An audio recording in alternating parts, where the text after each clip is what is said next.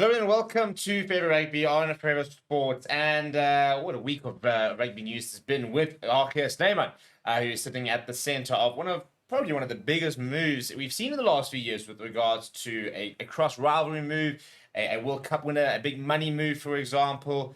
And all of a sudden, I think this is going to make life in Ireland very interesting for Jacques Nienaber. So before we sort of dissect exactly what's happened and whether this is a good move or not, please do smash like on the video. Please do subscribe to the channel as well. Right, so it was confirmed about 2 days ago that Jacques Nienaber has officially agreed a contract with Leinster and will be making a move from Munster to Leinster next season. Apparently, it's a pretty lucrative move that is set to be about 10 million rand a season. That is what the Rugby Pass are reporting. Apparently, was much bigger than any other contract he was offered. There were suggestions the Sharks, for example, we're looking at Jason Jenkins, and therefore, Leinster were looking for an option, to replace him, and Jacques Nienaber comes in and fits the bill. First of all, let's talk about the move itself. First of all, I think that Jacques Nienaber does definitely play a role in that. I think Jacques Nienaber will be able to have obviously the first-hand information. He'll understand where he is physically, for example. They would have really had an opportunity to see over the last few months where Jacques Nienaber is, mentally, physically, within his game as well. He'll have a lot of information. I think he was a big reason why Jacques himself decided to go, because he spoke about the fact he's so excited to work with Jacques again.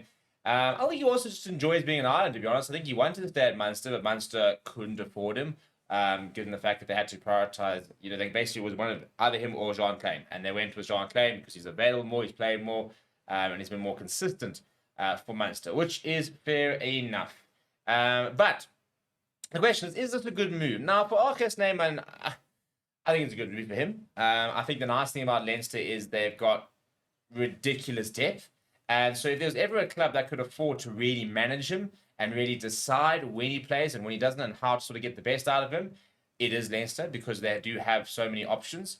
They've got James Ryan, Joe McCarthy, Ryan Beard, not to mention Jason Jenkins still at the moment. So they've got options, which means that, he's not as crucial to them in terms of being fit. But obviously now, if you're going to pay somebody, €500,000 a year, 10 million rand, basically, what are you getting from that? And that's where I think it's going to be interesting to know if this ends up being a mistake of a move from Leinster or a great move.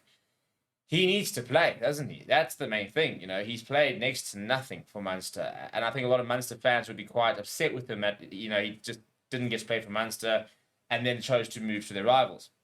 So, yeah, I think it'll be very interesting to see what the Munster supporters' reactions are towards him, first of all, for the rest of the season, given that's already it's been confirmed, as well as when he sort of comes to Thornton Park next season. So I think that's the biggest thing. I do think that he's a phenomenal player. I think on his day he could be the best lock in the world.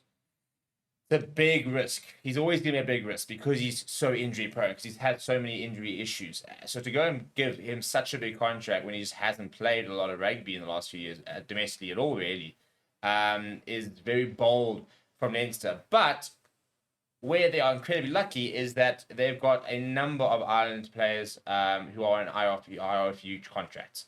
Caelan Doris, for example, I think just signed a 4-year contract. Your likes of Dan Sheehan, Gary Ringrose, your Robbie Henshaws, your Hugo Keenans. These are players all where Ireland Rugby are effectively paying majority of their salaries because they are on IRFU high performance contracts. And as a result, Leinster have got the space and the money and the resources to be able to go and say, well, fantastic, we can then add an Jacques Nienaber. So from a Leinster perspective, it's brilliant. You get to continue adding quality players to your squad, for example, whilst you're not overspending. For the other Irish provinces, it gets frustrating. There was actually a bit of a thread about the fact that Ireland Rugby are just making it almost impossible for your Munster Connachts and your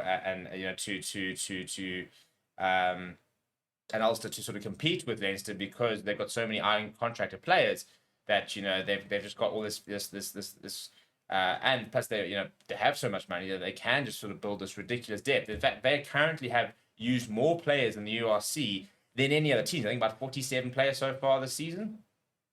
And now they're going to add like Jacques Nienaber to that mix. So Your time will tell. But I want to know what you guys think. Is it a good move? I mean, for the player perspective, I think it is a great move. I think he's going to be in an elite environment. I think he's going to be a player who's going to want to try and compete in the Champions Cup rugby, try and win a URC with Leinster, for example.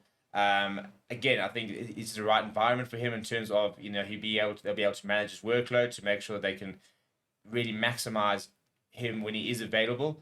And try and make him available as much as possible, so you don't have to play him into the ground, for example. You can rotate him and just sort of keep him fresh all the time. For Leinster, it's about how many games, how much can they get out of him? Can they get 20 games out of him in a season? Which is what Munster have never been able to do. Not necessarily Munster's fault, but I'm just saying they've never gotten that. But let me know what you think down in the comments below. Please do smash the like on the video. Please do subscribe to the channel as well. Thank you very much for watching. My name is Steve. I'll chat to you soon.